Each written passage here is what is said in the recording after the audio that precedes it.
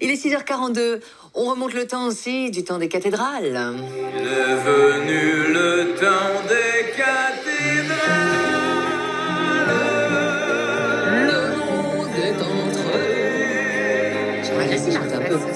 Nouveau millénaire. Le temps des cathédrales, justement. Avec vous, Mathieu, c'est le monde de la BD à l'honneur avec cette adaptation. Vous avez peut-être lu le roman de Ken Follett, Les Piliers de la Terre. Le voilà en bande dessinée et ça, c'est plutôt une bonne nouvelle. Oui, ce matin, on parle de best-seller. Ouais. Et quand on parle de best-seller, c'est clair que Les Piliers de la Terre fait partie des principaux best-sellers puisque ça a été vendu à plus de 28 millions d'exemplaires depuis sa parution en 1989. Donc c'est génial, je vous le conseille vivement. Les Piliers de la Terre de Ken Follett. Et donc, c'est une saga épique qui se déroule au temps des bâtisseurs de cathédrales et qui a déjà été adaptée en série télé. Vous vous souvenez, peut-être, c'était par Ridley Scott. Ça a été diffusé sur la RTBF, d'ailleurs.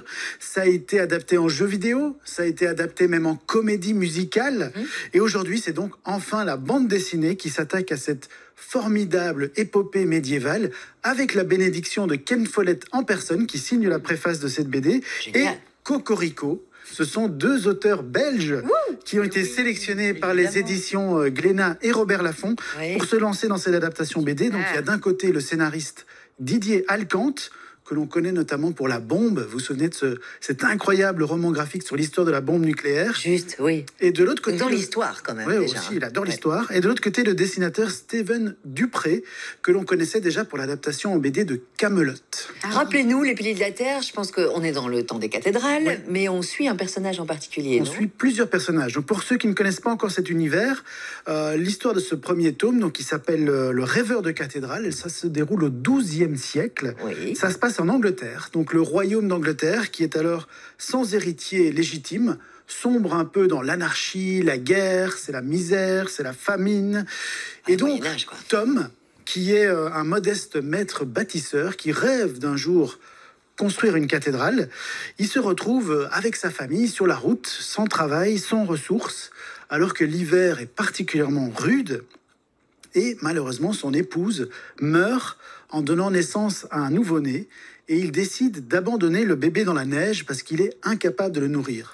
Et puis, il est quand même rongé par le remords. Il se dit, non, je vais retourner, je vais rechercher mon bébé que j'ai abandonné. Et quand il arrive pour le récupérer, le bébé a disparu. Et le reste de sa famille, tout le monde, c'est vraiment terrible. Tout le monde est sur le point de mourir de froid. Et heureusement, ils sont sauvés par Hélène, une jeune femme rebelle qui vit dans la forêt avec son fils Jack. Et Hélène et Tom décident alors de faire route ensemble.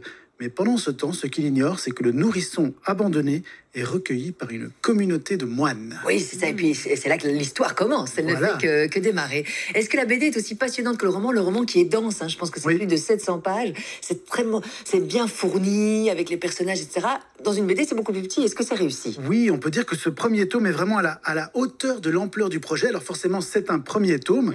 Donc dans ce premier tome, tous les personnages de la saga se mettent en place. Donc il y a bien sûr Tom, Hélène et Jack, dont je vous ai parlé. Mais il y a aussi le prieur Philippe, la jeune châtelaine Aliéna, il y a l'archidiacre Valéran, et puis il y a bien sûr l'infâme William, qui vont tous jouer un rôle important dans cette histoire. Donc en fait, cette version BD, c'est vraiment une adaptation fidèle à l'esprit du roman, et vraiment très très efficace, notamment grâce au dessin de Steven Dupré, et on sent toute l'admiration en fait du scénariste Didier Alcante pour le roman de Ken Follett. C'est une adaptation qui est rythmée, qui est agréable à lire, et pour s'assurer d'être dans le bon, pour s'assurer qu'on ne dise pas de bêtises sur l'époque médiévale, les auteurs ont même fait appel à un professeur d'université de Namur, Nicolas Ruffini-Ronzani, qui les a conseillés pour être sûr qu'ils soient dans le bon. Oh, génial. Et ça va plaire à qui cette bande dessinée, Mathieu? Je pense que ça va plaire à tous ceux qui connaissent déjà, et encore plus ceux qui ne connaissent pas encore toute l'épopée des Piliers de la Terre, parce que ceci, ce n'est que la première pierre de la cathédrale. Mais il y en a combien? Parce que c'est une cathédrale, il y a beaucoup de pierres. Oui, voyez, ça prend toujours du temps. Ça prend toujours du temps de bâtir une cathédrale. Et donc ceci, c'est le premier des 6 tomes. Il va y avoir 6 tomes au total.